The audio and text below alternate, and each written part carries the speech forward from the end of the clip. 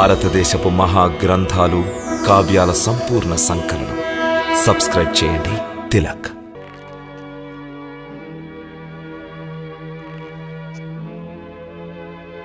మీరు పల్లకీలో రావడం చూసి మాకు ఆశ్చర్యం కలిగింది. రాజుగారి చేత సన్మానాన్ని అందుకున్నాను. వదిన గారు, నేనిప్పుడు రాజదర్బారులో పెద్ద పదవిలో ఉన్నాను. నేను చేసే పని రాజుగారి సమక్షంలో కేవలం నా విద్వత్తును ప్రదర్శించడమే. విద్వత్తు కాదు, కేవలం రాజుని ప్రశంసిస్తూ పాడడం. అమూల్యమైన పాండిత్యాన్ని నీవు రాజులో లేని గుణాలను కీర్తించడానికి ప్రదర్శిస్తున్నావు. ఈ పని ఒక తుచ్చమైన వాచాలుడిది, కానీ బ్రాహ్మణునిది కాదు. విన్నారుగా, ఇది మీ వారి మనసు. సుధాముడు ఇలా ఉండడం వలననే ఇంటి పరిస్థితి ఇంత హీనస్థితికి దిగజారింది. మరో విషయం చెప్పాలంటే సుధాముడు నాకంటే ఎంతో గొప్ప విద్వత్తు గలవాడు.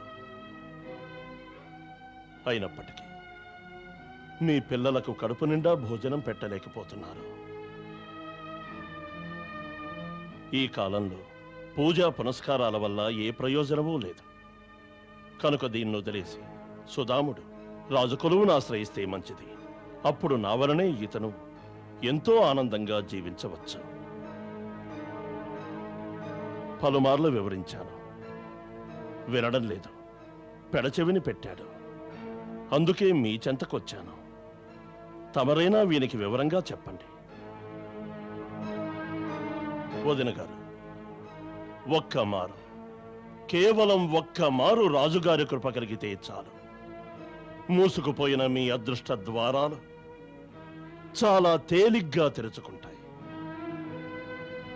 ఇంతవరకు మీ ఇంటిని ఏ పేదరికం ఆవరించి ఉందో ఆ పేదరికం రాజుగారి ఒక్కగానొక్క కనుసైగతో ఈ గృహాన్ని వీడి వెళ్తుంది.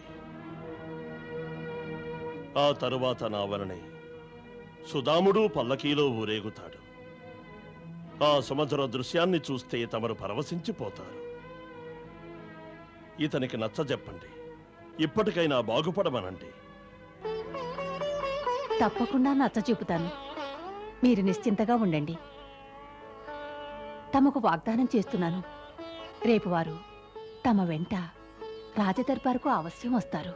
చాలు వదిన గారు, ఇక ముందు ముందు మీకు అన్నీ శుభాలే జరుగుతాయి. మరి వెళ్ళొస్తాను వదిన గారు. మంచిది, వెళ్ళొస్తాను.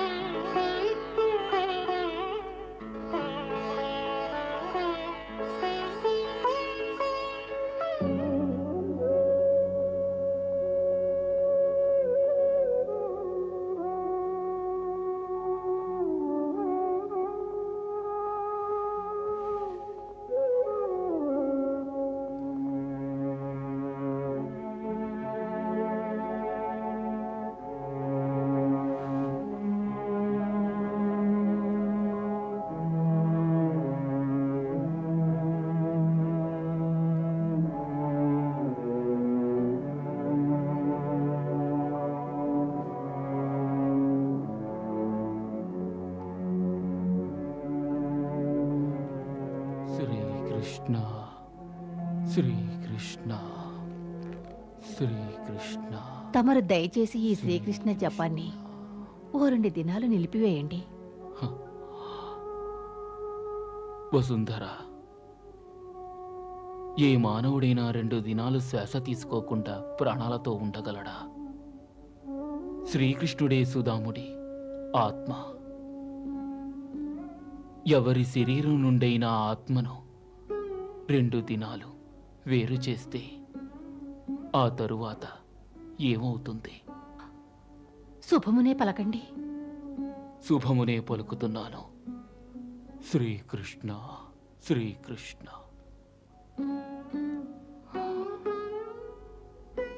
ఏ జిహ్వ శ్రీకృష్ణుని నామము ఉచ్చరించదో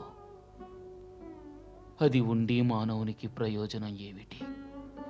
చూడండి, శ్రీకృష్ణ నామాన్ని కూడా జపించండి.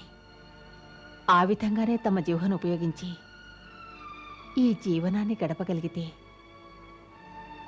మనకు అంతకు మించిన భాగ్యం ఇంకేముంటుందండి? నీవు ఏమంటున్నావు వసుంధర? అంటే హరినామస్మరణ కంటే ఈ జిహ్వకు ఉపయోగం ఇంకే ఉంటుంది? తప్పకుండా ఉంటుంది. అంటే చూడండి నాథ, చక్రధరుల వారు వివరించిన విధంగానే తక్షణమే తమరు రాజును ప్రశంసిస్తూ కవిత వ్రాయండి. ఆ కవితను రాజుకు వినిపించండి. ఈ విధంగా కూడా ఉపయోగపడుతుంది కదా. లేదు వసుంధర, నీవు చెప్పిన విధంగా చేయుట ఏమాత్రమూ సమంజసం కాదు. చూడు, బ్రాహ్మణుని స్థానం గురువు యొక్క స్థానం.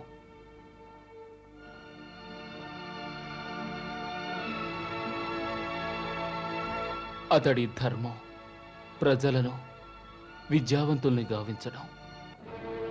అతడి ధర్మం రాజుకు ఉపదేశాలిచ్చి సన్మార్గంలో తీసుకువెళ్ళడం.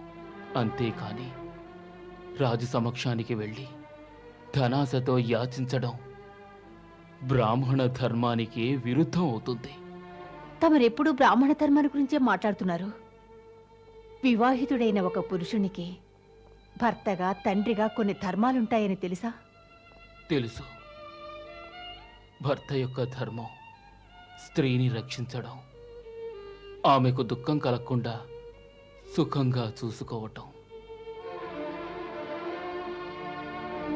తండ్రి యొక్క ధర్మం బిడ్డల ఆలనా పాలనా చూస్తూ వారిని గుణవంతులుగా తీర్చిదిద్ది విద్యావంతుల్ని చేసి ప్రయోజకుల్ని చేయడం. తమరొక తండ్రిగా, ఒక భర్తగా తమ ధర్మాన్ని నిర్వర్తించడంలో సఫలీకృతులయ్యారా?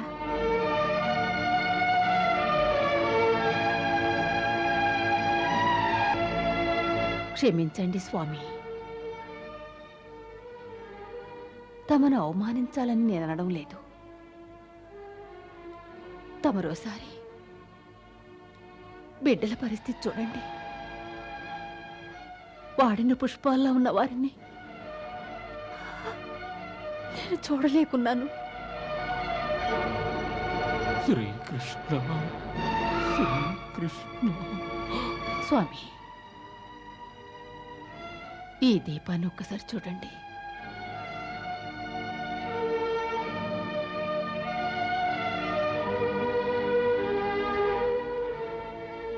ఇది వెలుగుటకు తైలం ఎంత అవసరమో ఆ విధంగానే మన బిడ్డలు పెరుగుటకు ఆహారం అంత అవసరం. తైలం పూర్తయిపోతే దీపం ఆరిపోతుంది. ఆ విధంగానే ఇక చెప్పనవసరం లేదు. వెంటనే చక్రధరునితో నేను రాజదర్బారుకు వెళతాను.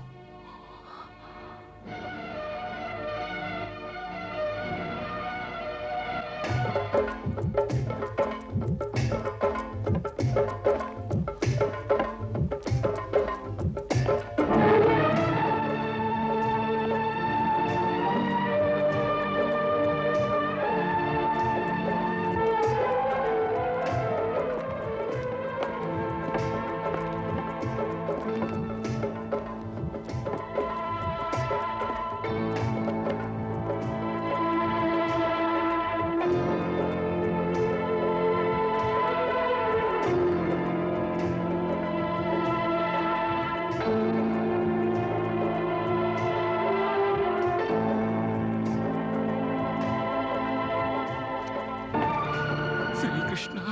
ఏమిటి సుధామా, త్వరగా వెళ్దాం పద. ఒకవేళ ఆలస్యమైతే రాజుగారు కోపగించుకుంటారు. తర్వాత మన పని పూర్తి కాదు. చూడు సుధామా, ఇప్పుడు ఇది నీకు స్వర్ణావకాశం. నీ మధుర కవితాగానంతో రాజుగారిని సంతుష్టుని చెయ్యాలి. అర్థమైందా? నాకెలా ఉందో తెలుసా?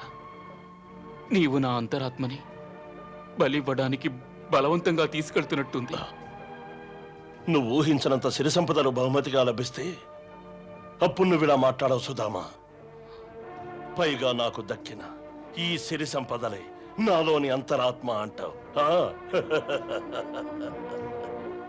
శ్రీకృష్ణ శ్రీకృష్ణ. చక్రధర, ఇప్పుడు నాకు అర్థమైంది.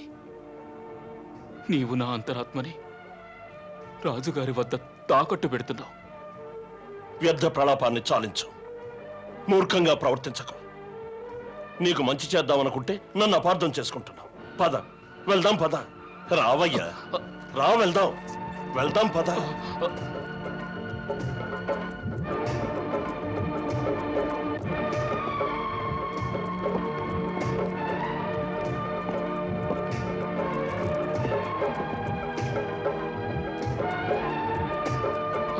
సందేహించకు. రా సుధామా, రా.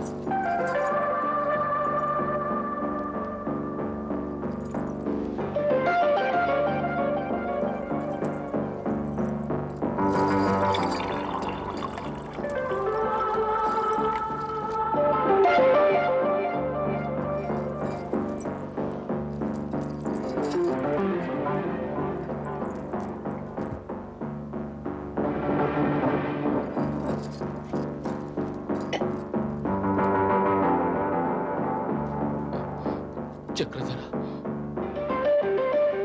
రా వెళదాం.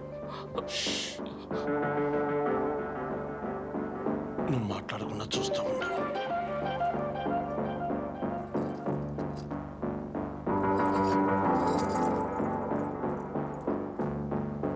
ఇక్కడ జరుగుతున్నదంతా మన మంచి కోసమే సుధామా.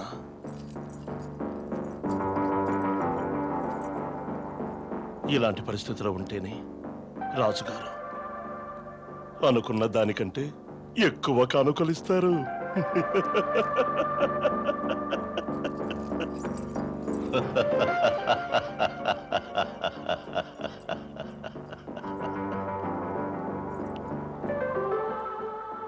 ప్రణామాలు మహారాజా, ప్రణామాలు. ఎవరు? మీ దాసానుదాసుడన్ రాజా చక్రధరుడను. అలాగా చక్రధర, నువ్వు మాకు ఇద్దరులా గోచరిస్తున్నావే. రాజా, తమకు గోచరించే ఆ రెండవ వ్యక్తి నాతో వచ్చిన నా మిత్రుడు సుధాముడు. ఓహో, అలాగా. రాజా, సుధాముడు మహావిద్వత్తు గల బ్రాహ్మణుడు. రాజా, విద్వత్తు గల బ్రాహ్మణుడా?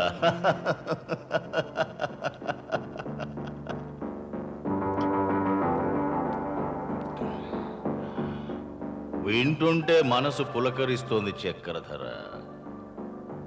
అయితే నీ మిత్రుడు కూడా మమ్మల్ని ప్రశంసించేలా కవిత్వం రాసుకొచ్చాడా? లేదు. వ్రాసుకొచ్చాడు రాజా, వ్రాసుకొచ్చాడు. మహోన్నతమైన కవిత్వం వ్రాసుకొచ్చాడు, మహోన్నతమైనది. నీవు వ్రాసుకొచ్చావా? చిత్తం, వ్రాసుకొచ్చారు మహారాజా. ఆలస్యం చేయకు చక్రధర, ఆలస్యం చేయకు. ఈనాడు నువ్వు వినిపించే కవిత్వంలో మధువు గురించి, మగువ గురించి, ఇక మా గురించి ఇలా ముగ్గురిని ప్రశంసించేలా ఉండాలి. చిత్తం, వెళ్దాం, పద.